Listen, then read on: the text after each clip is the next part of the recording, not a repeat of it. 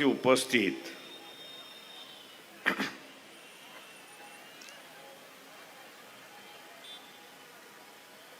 Doctor क्रांतिताई, Siddharth मोकळे,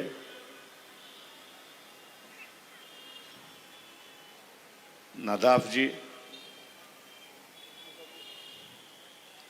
सोमनाथजी साळुंके, त्याच्याच बरोबर कोल्हापूर शहर चे असणारे शहर अध्यक्ष, सर्व कोल्हापूर जिल्ह्यातले असणारे कार्यकर्ते,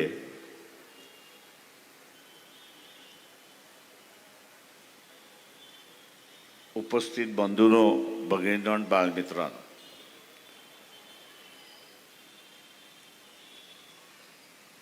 महानगरपालिकेच्या निवडणुका यांचं बिगुल वाजलं आणि हे बिगुल वाजल्यानंतर प्रत्येकाची असणारी धावपळ चालली आहे. कसली धावपळ चालली आहे? तर सभागृह 130चं आहे, पण आपल्याकडे असणारे 130 उमेदवार सुद्धा नाही. आणि आपल्याकडे 130 उमेदवार नाहीत म्हणून असणारं राजकीय समझोता होतोय का? आणि तो राजकीय समझोता करत आपली जागा भरायची अशी असणारी परिस्थिती आहे.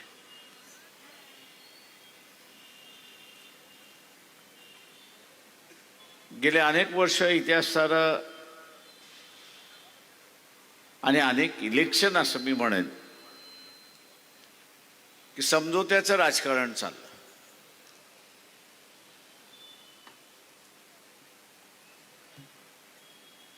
समझोत्याचं असणारं राजकारण चाललं आणि हे समझोत्याच्या राजकारणामुळे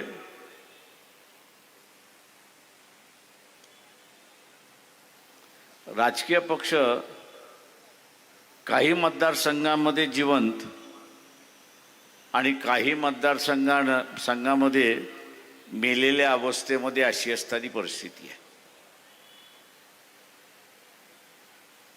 कुठल्या इलेक्शनमध्ये आपण असणारा युती करावी, कुठल्या इलेक्शनमध्ये आपण युती करू नये याचंही भान राहिलं नाही. सत्ता आणि सत्ता याच्याशिवाय दुसरं काहीच आम्हाला दिसत नाही आणि याचं आम्हाला कोणाला दिसत नसल्यामुळे पक्ष हा लयास गेला अशी असणारी परिस्थिती आहे. मित्रो,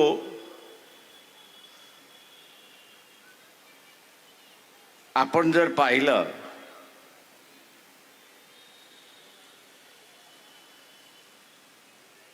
तर ही अवस्था एका दृष्टीने वाईट आहे असं मी त्या ठिकाणी मानतो. मी वाईट ह्याच्यासाठी म्हणतो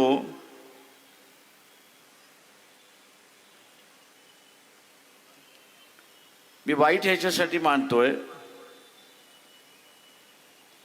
की शेवटी राजकीय पक्ष हे लोकशाहीचं टिकण्याचे एक हत्यार आहे. उद्या ही लोकशाहीच, राजकीय पक्षच टिकले नाही तर लोकशाही टिकेल पण एक पक्ष कुठला तरी जिवंत राहील. आणि आज आपल्याला तेच दिसतंय की भारतीय जनता पक्षाचं असणारं जे काही राजकारण आहे हे सगळं राजकारण राजकीय पक्ष संपवण्याचं राजकारण.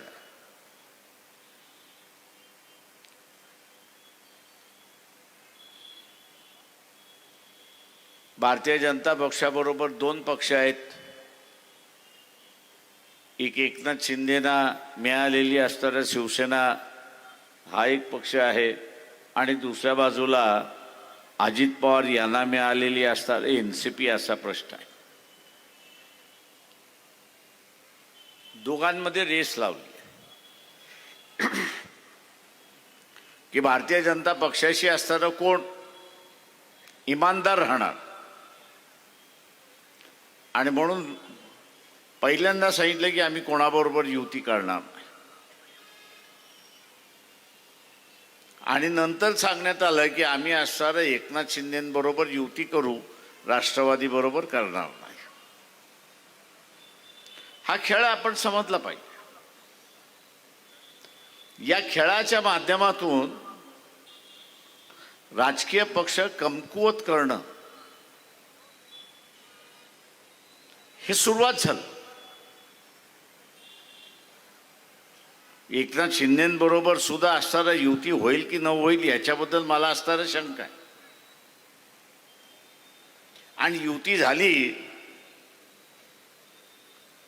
तर जी काही मुंबईमध्ये शिवसेनेची ताकद होती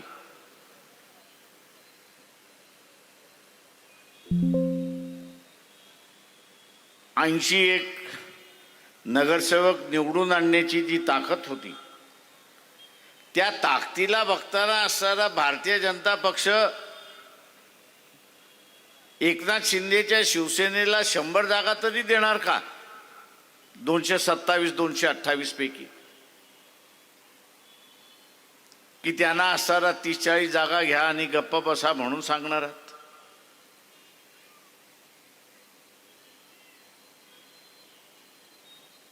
म्हणजे जो खेळ चाललाय भारतीय जनता पक्षाचा, RSSचा, तो इथले राजकीय पक्ष संपवण्याचा खेळ चाललाय. आणि राजकीय पक्ष संपले, शीन झाले की आपण एकमेव शिलेदार राहू अशी असणारी परिस्थिती आहे. या पार्श्वभूमीवरती कोल्हापूरमध्ये अध्यक्षाने जाहीर केलं, शहराच्या अध्यक्षाने जाहीर केलं की आम्ही एकूण 1 जागा या ठिकाणी लढवणार आहोत.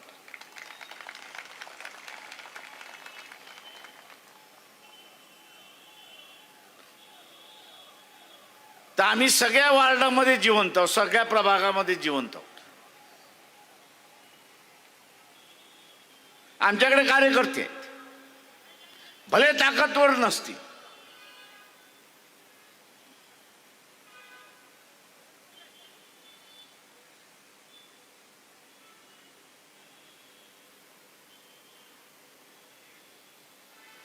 मध्यंतरी एक पिक्चर निघाला होता बबली बंटीचा.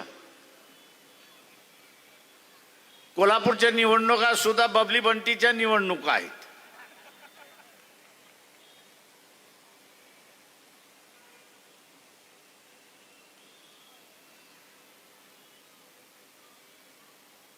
पण त्या निवडणुकांमध्ये आपण लक्षात घेतलं पाहिजे इथे लोकशाहीची गरज कोणाला आहे तर वंचितांना गरज आहे.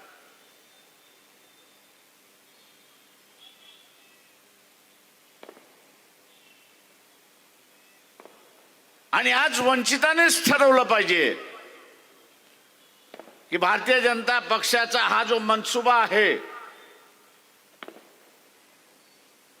भारतीय जनता पक्षाचा असणारा हा जो मनसुबा आहे की राजकीय पक्ष संपवणं, हा जो मनसुबा आहे तो आम्ही हाणून पाडल्याशिवाय राहणार नाही हे असणारं लक्षात घ्या.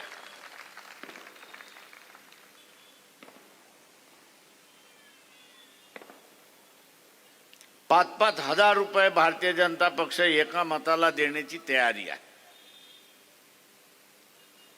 ज्या घरामध्ये 5 मतं आहेत त्यांना किती मिळतील?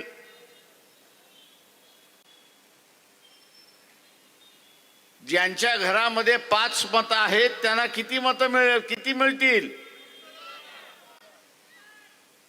आता हे 25,000 किती दिवस टिकतील?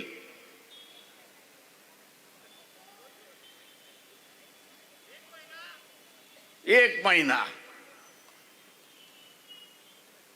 आणि 1 महिन्यानंतर ह्या लोकशाहीचं तुम्ही काय केलेलं असेल?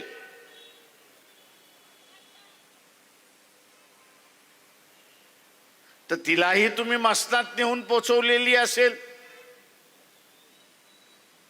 25,000 25,000 घेऊन तुम्ही लोकशाही ही मसनात नेऊन पोचवलेली असेल,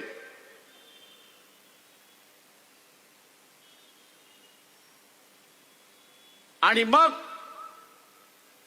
जे दमन कार्य या ठिकाणी सुरुवात होईल,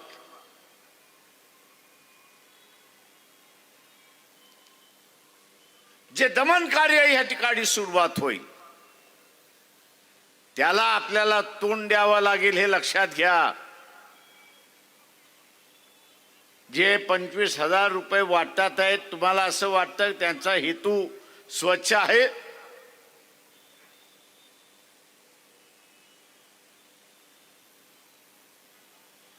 तुम्हाला गुलाम करण्याचा आहे.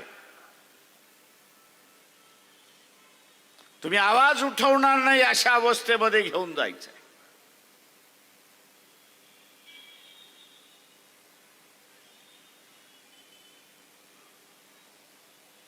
आणि ते ज्या दिवशी होईल त्या दिवशी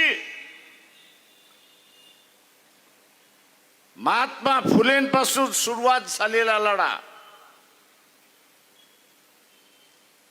महात्मा फुलेंपासून सुरुवात झालेला लढा हे गाडण्याचं काम आपणच केलं असेल हे लक्षात घ्या. दुसरा तिसरा कोणीच नाही. कशासाठी? तर फक्त 25,000साठी.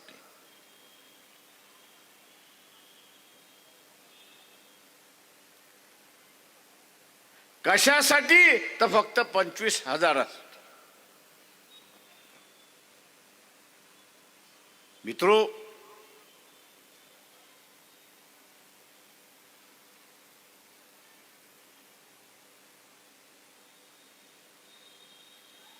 बिहार मधला निवडणुका आपण पाहिल्या.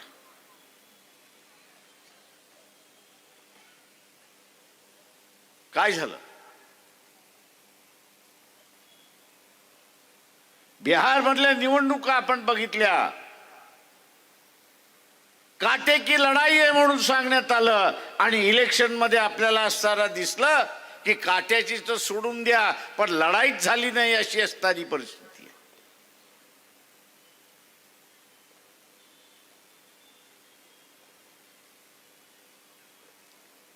लढाईच झाली नाही अशी असणारी परिस्थिती आहे. एकतर्फा निकाल निघाला अशी परिस्थिती आहे. आणि त्या बिहारच्या माणसाला तुम्ही जाऊन विचारा, अरे तो म्हणतो आम्ही त्यांना मतदान दिलं नाही.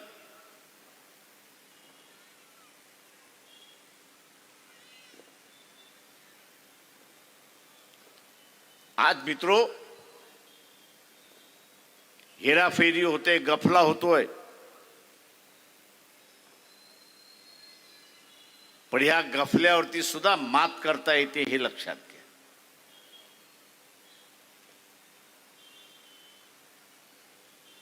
आपल्याला माहित आहे की झुंडशाही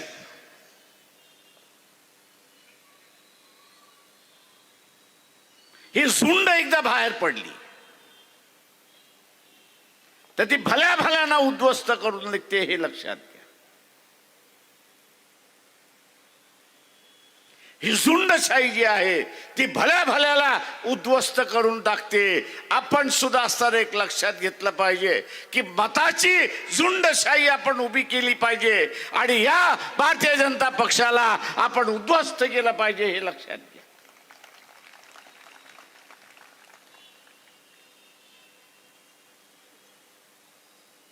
मला अनेक जण म्हणतात, तुम्हाला भीती वाटत नाही का? मी म्हटलं, जोपर्यंत लोकशाही साबित आहे तोपर्यंत मला भीती वाटणार नाही. लोकशाही साबूत आहे तोपर्यंत मी अजिबात कोणाला घाबरत नाही, मोदीलाही घाबरत नाही. पण ज्या दिवशी लोकशाही संपली त्या दिवशी राजेशाही सुरुवात झाली.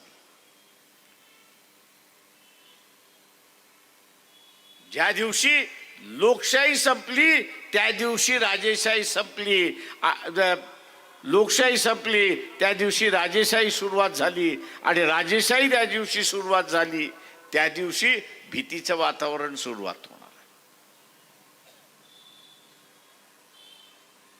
आणि त्या भीतीच्या वातावरणामध्ये झुंडशाही सुद्धा काहीच करू शकत नाही, हे लक्षात घ्या. आणि म्हणून ही झुंडशाही, मताची झुंडशाही या निवडणुकीमध्ये आपल्याला उभी करायची आहे, हे लक्षात घ्या.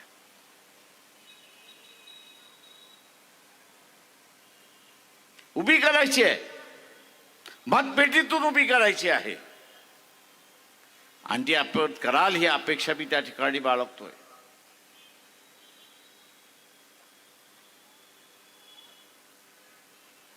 इथली व्यवस्था आपण असताना पाहिली.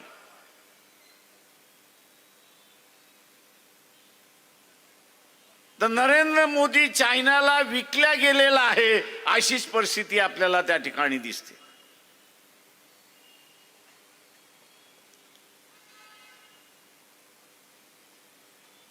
चायनाला विकल्या गेलेला आहे.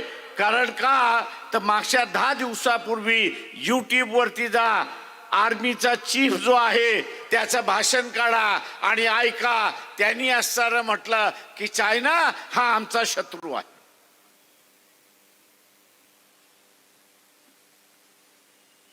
आणि त्याच्याशी आम्हाला युद्ध करण्याची पाळी येऊ शकते असं तो म्हणाला. पाळी येऊ शकते. आणि त्याच्याच 3 दिवस अगोदर पंतप्रधान नरेंद्र मोदींचं भाषण आपण असताना ऐका. पंतप्रधान नरेंद्र मोदींचं भाषण ऐका आणि नरेंद्र मोदी असं म्हणतो की चायना आमचा सगळ्यात चांगला मित्र आहे.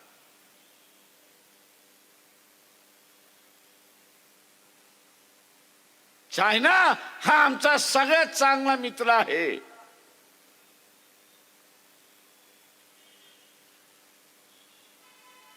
जे या देशाची ज्यांच्या हातामध्ये सुरक्षित आहे असा मिलिटरीतला चीफ म्हणतो की चायना आमचा असणारा दुश्मन आहे, ते आमच्याशी युद्ध करायला बसलंय. आणि दुसऱ्या बाजूला आपण बघत असाल की नरेंद्र मोदी असं म्हणतोय की चायना माझा असणारा मित्र आहे. या 70 वर्षाच्या कालावधीमध्ये, देशाच्या 70 वर्षाच्या स्वातंत्र्याच्या कालावधीमध्ये आपण सरकारची एक भाषा आणि मिलिटरीची दुसरी भाषा असं पण कधी ऐकलंय का? दुर्दैवाने कमजोर विरोधी पक्ष आपल्याकडे आहे.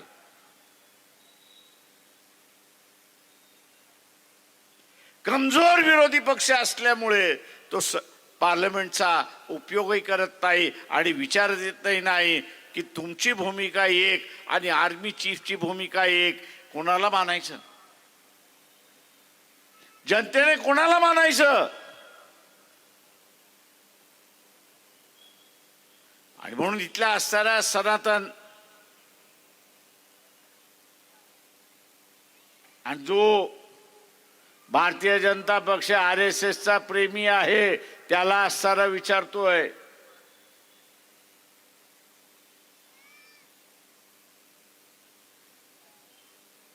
त्यांना आम्ही असणारा विचारतोय की सिंदूरचं युद्ध झालं, हा माणूस दर 3ऱ्या दिवसाला मोदी कुठल्या नाही कुठल्या तरी देशाला भेट द्यायला जातोय.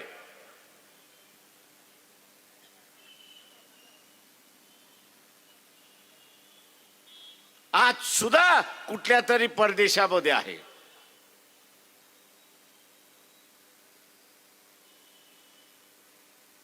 मी त्या जनतेला आवाहन करतोय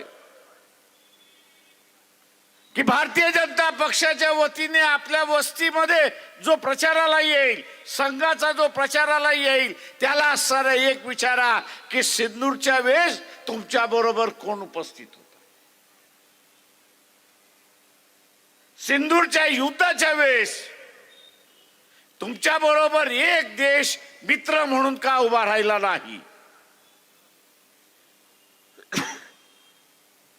मित्र म्हणून एक देश सुद्धा का उभा राहिला नाही? याचं उत्तर सांगा.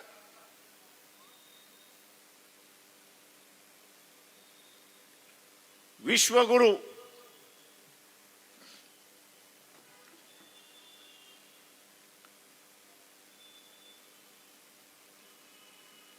आम्ही विश्वगुरु आहोत. अरे बाबा, विश्वगुरु एक सांग, या सिंदूरच्या युद्धामध्ये तुझ्या बरोबर एक शिष्य सुद्धा का उभा राहिला नाही?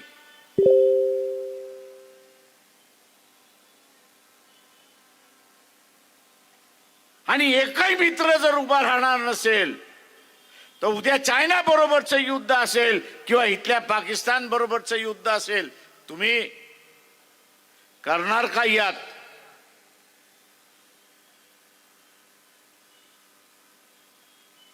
आज आपल्याला दिसते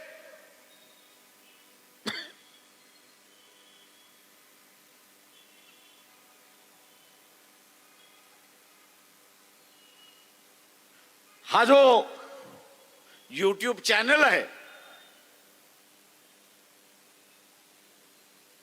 एकदा छंद म्हणून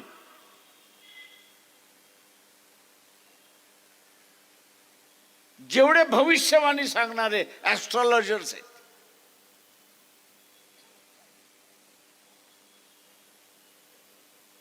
यांचं रात्रभर ऐकत बसलो. काय म्हटलं? यांचं रात्रभर ऐकत बसलो. आणि या रात्रभर ऐकत असताना एकच सूर त्याच्यामध्ये मला सापडला आणि तो सगळ्यांचा सारखा होता, कॉमन होता. आणि तो म्हणजे येत्या 2-3 महिन्यामध्ये आपलं पाकिस्तान बरोबरचं युद्ध होईल. आर्मी चीफही म्हणाले,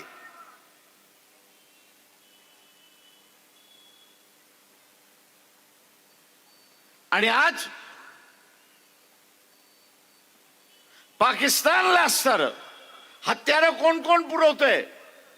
तर इंग्लंड पुरवते, फ्रान्स पुरवतोय, अमेरिका देते, आखाती देशामधले मुस्लिम राष्ट्र आहेत ते देतात आहेत, चायना तर तिथे देतेच आहे. रशियाने सांगितलं की जे आम्ही पाकिस्तानला पाहिजे ते आम्ही अस्त्र देऊ.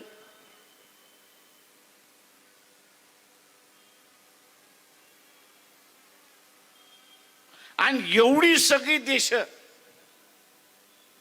आणि हे सगळे देश पाकिस्तानला हत्यार देणार असतील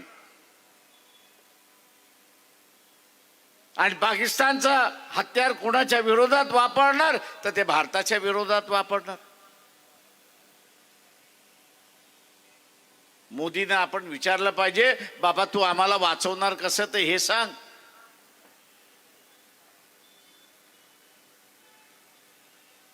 या देशाला वाचवणार कसं तेवढं सांग. किंवा हे देश विरोधात का गेले, हे विरोधात जाण्याचं कारण काय होतं? तर त्याचं एकच कारण, ते म्हणजे अहमपणा.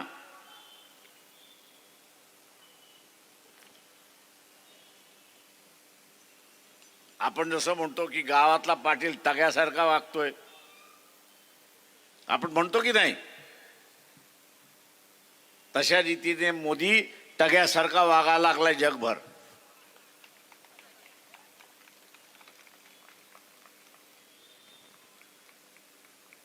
त्या पाटलाची आपल्याला भीती वाटत नाही, कारण का दर दिवशी आपल्या बरोबर त्याचं भांडण चाललेलं असतं. तोही आपल्याला हात लावत नाही, आपणही त्याला हात लावत नाही. पण ह्या टग्याचं असणारं भांडण जे आहे ते आता देशाच्या भूमीवरती येऊन पडायला लागलं. डोनाल्ड ट्रम्प म्हणतो की नाही, मी सुद्धा जगातला असणारा टग्या आहे. आणि हा काय म्हणतो, आमचा टग्या, की मी डोनाल्ड ट्रम्पला शिकवलेला आहे आणि शिकवतोय. आता ह्या दोन टग्यांमधली भांडणं, या दोन टग्यांमधली असणारी भांडणं जी आहेत, अमेरिकेबरोबरची भांडणं, याची रशिया बरोबरची भांडणं, याची असणारी इंग्लंड बरोबरची भांडणं, त्याचं भोगावं कोणाला लागणार आहे? ते भारतीयांना भोगावं लागणार आहे.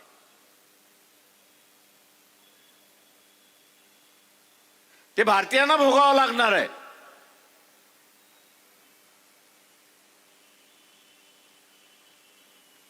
ती काय भारताच्या विरोधात नाही आहेत, ते ह्या टगेच्या विरोधात आहेत.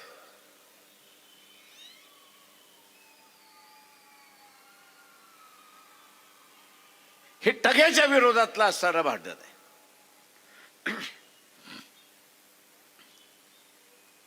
आणि या टग्याच्या विरोधातलं भांडण, त्याची किंमत आपण का द्यावी?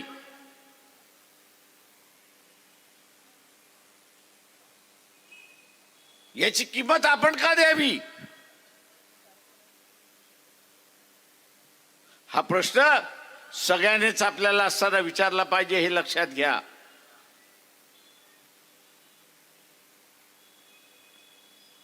हा उद्याचं युद्ध ते पाकिस्तान बरोबरच आहे की चायना बरोबरच आहे, त्यात सांगता येत नाही. टाळायचं असेल तर ते तुमच्या हातामध्ये आहे, हे लक्षात घ्या.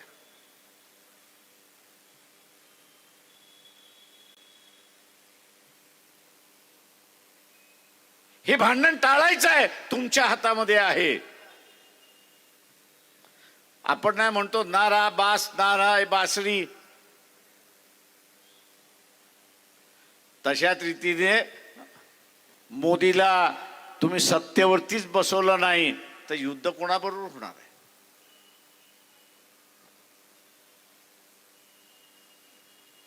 जनतेला हे युद्ध पाहिजे असेल तर मोदीला बसवा, असं मी सरळ म्हणणार आहे. तुम्हाला युद्ध पाहिजे का? ज्यांना ज्यांना युद्ध पाहिजे त्यांनी हात वरती करा.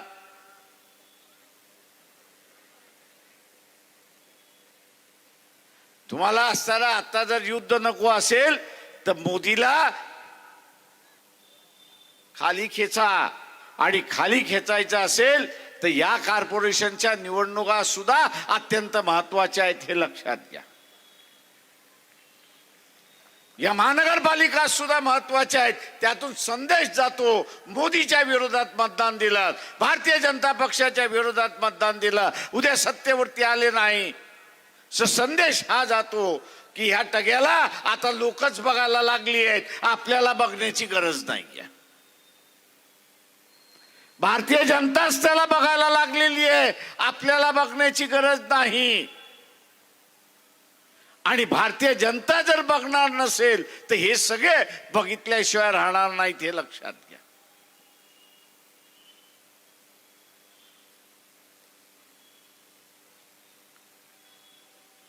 आणि म्हणून मला मान्य आहे की कॉर्पोरेशनचा प्रश्न म्हणजे रस्त्याचा प्रश्न, कॉर्पोरेशनचा प्रश्न म्हणजे असणारा साफसफाईचा प्रश्न, कॉर्पोरेशनचा प्रश्न म्हणजे पाण्याचा प्रश्न, कॉर्पोरेशनचा प्रश्न म्हणजे नळांचा प्रश्न, गटारांचा प्रश्न, झोपडपट्ट्यांमधला प्रश्न. याच्यावरती तर आपण लढत आलेलोच आहोत. याच्यावरती आपण लढत आलेलोच आहोत. पण आता जे मंडळ रावतंय डोक्यावरती, ते युद्धाचं सावट आपल्या समोर आहे, हे लक्षात घ्या.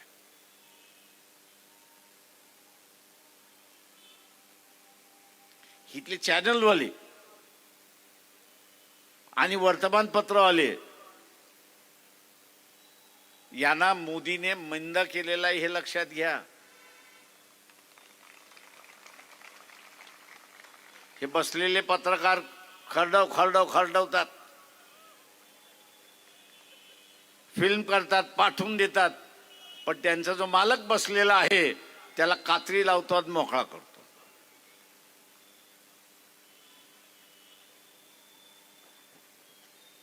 काका त्या मालकाला मोदीने सांगितलंय, तू माझ्या विरोधात छाप तर खरं, तुला आतमध्ये टाकल्याशिवाय राहणार नाही.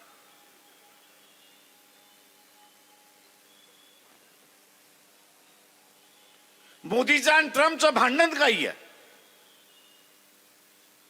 मोदी असं म्हणतोय, तू रशियाचं तेल विकतोयस, ठीक आहे चल विक, पण त्याच्यातला नफा कोणाकडे जातोय? तुम्हाला माहिती आहे रशियाचं तेल भारतात विकल्या जाते त्याचा नफा दरवर्षी कितीचा आहे तुम्हाला माहिती आहे का? तुम्हाला माहिती आहे का?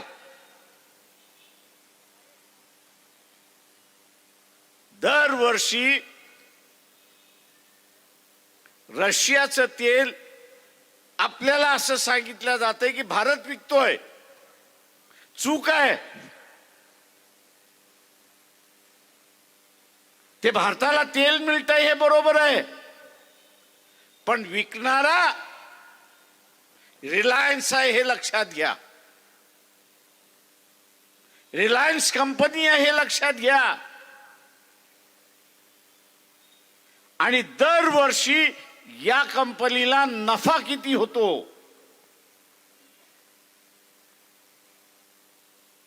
कमीत कमी 44,000 कोटीचा नफा आहे.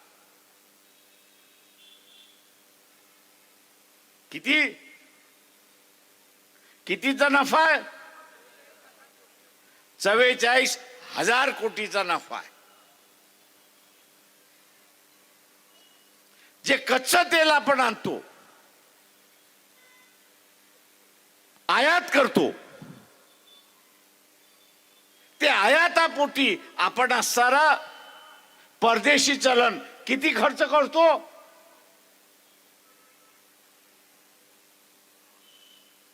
वर्षाला 1,10,000 कोटी आपण खर्च करतो.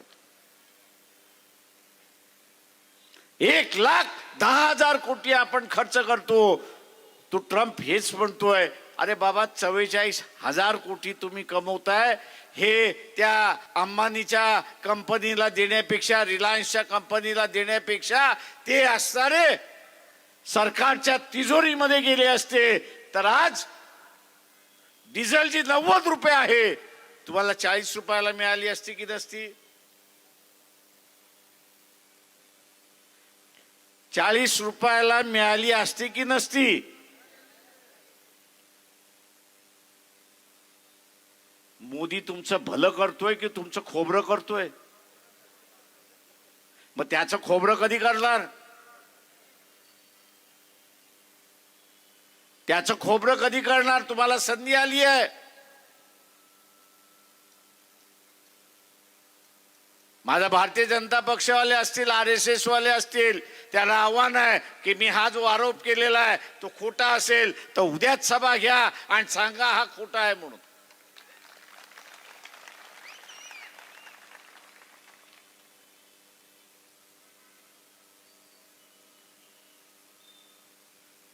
मोदी खऱ्या अर्थाने हिटलर झाला हे लक्षात घ्या. मी असं बोललो की RSS वाल्यांना फार झोंबतं. अरे अर्धे चड्डीवाले एवढंच मला सांगा, गेल्या 2.5 वर्षामध्ये नरेंद्र मोदीने एकदा तरी मोहन भागवताची भेट घेतली आहे का? की मोहन भागवतच त्याला भेटायला चालले अशी परिस्थिती? आणि म्हणून मित्रो, ही जी लूट चाललेली आहे, जगातल्या देशाचे जे नेते आहेत ते असं म्हणतात की भारत आता वरती येतोय, लोकांची परिस्थिती बदलते. ही लोकांची परिस्थिती बदलत असताना लोकांना श्रीमंत करण्याच्या ऐवजी तुम्ही असताना काही घराणेशाहीना श्रीमंत का करताय?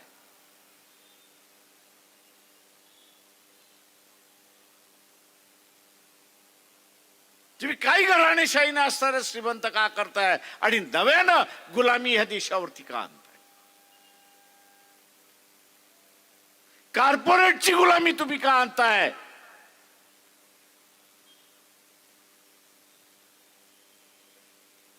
आणि म्हणून मित्रो, उद्याची ही निवडणूक वेगवेगळ्या मार्गाने महत्वाची असं मी त्या ठिकाणी मानतोय. ही देशाची चाललेली लूट, सामान्य जनतेची चाललेली लूट,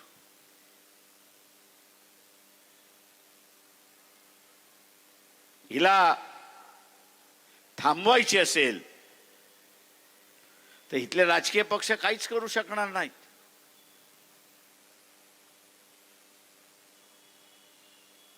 इथले राजकीय पक्ष काहीच करू शकणार नाहीत. याचं कारण आहे, मोदी त्यांना म्हणतो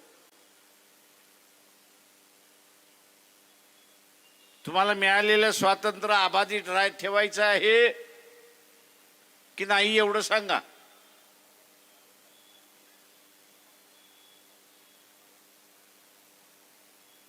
तुमचं स्वातंत्र्य अबाधित ठेवायचं आहे की नाही तेवढं सांगा. स्वातंत्र्य ठेवायचं असेल तर माझ्या सरकारवरती टीका करायची नाही, माझ्या सरकारचं भिंग बाहेर काढायचं नाही.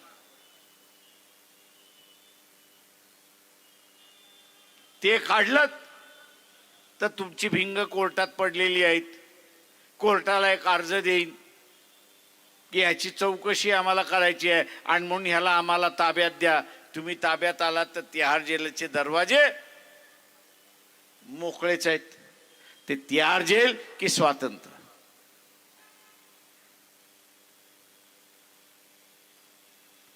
दुर्दैवाने मी असं म्हणेन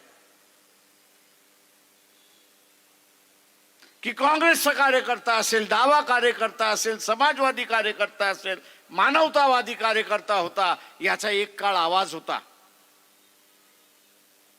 त्याच्या आवाजामध्ये ताकद होती, बुलंदशाही होती. आंबेडकरी चळवळीच्या आवाजामध्ये आज ती एकच शिल्लक राहिलेली आहे. आणि मग उद्याची असणारी ही चळवळ, उद्याची असणारी ही चळवळ आणि उद्याची असणारी ही लोकशाही वाचवण्याची जबाबदारी ही फुले शाहू आंबेडकरी विचारांवरती आलेली आहे, हे लक्षात घ्या. ही फुले शाहू आंबेडकरी विचारांवरती आलेली आहे आणि ही ऐतिहासिक जबाबदारी आपल्या सगळ्यांना पार पाडायची आहे. ती या निवडणुकीमध्ये आपण पार पाडाल. सभेला जशी गर्दी आहे, सभांना जशी गर्दी आहे, त्याच प्रमाणात मतांची सुद्धा गर्दी त्या पेटीमध्ये होईल ही अपेक्षा मी बाळगतो आणि आपली सगळ्यांची रजा घेतो. जय भीम, जय भारत. श्रद्धेय बाळासाहेब आंबेडकरांचा, श्रद्धेय बाळासाहेब आंबेडकरांचा.